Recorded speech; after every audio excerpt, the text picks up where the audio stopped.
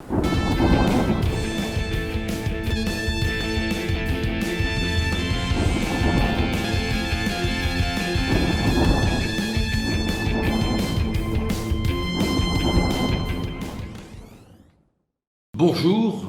et bienvenue dans ma colère, enfin bienvenue. Soyez là dans ma colère, on va la partager, ça va me soulager. Ma colère, elle naît d'un fait divers qui en dit beaucoup plus long que le fait divers lui-même peut dire, dont a été victime une certaine Isabelle. C'est un prénom d'emprunt. Elle va dans une boîte de nuit, on est dans la nuit du 27 au 28 octobre. Elle fait un malaise dû probablement à l'abus d'alcool. Elle est transportée à l'hôpital Cochin, hospitalisée. Un individu qu'il avait repéré, puisque un témoin dira de lui qu'il tournait autour d'elle, qu'il l'a reniflé presque, se débrouille pour simuler un malaise et se faire transporter lui aussi à l'hôpital Cochin. On est dans un film de série noire. Il la retrouve dans l'hôpital.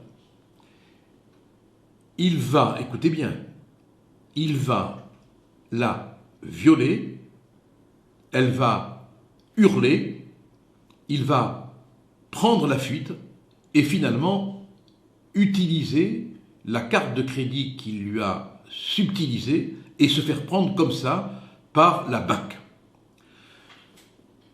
Qu'est-ce qui est exaspérant, horripilant, insupportable, sinon seulement le fait que cette pauvre Isabelle ait été malmenée, violentée, mais c'est le fait que notre individu, non seulement est positif au cannabis et à la cocaïne, non seulement est sans papier, non seulement vit sous 13 identités différentes, non seulement a été plusieurs fois condamné, se dit jordanien, et surtout, fait l'objet de 2 OQTF, obligation.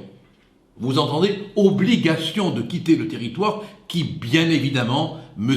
Darmanin, n'ont pas été exécutés.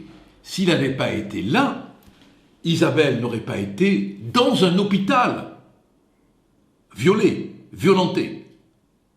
Alors, la jeune femme a déposé plainte pour mise en danger de la vie d'autrui contre X. Derrière ce signe, autrefois révélateur de ce qui était pornographique, il n'y a pas des responsables politiques. C'est la question que je vous pose, et c'est ma colère.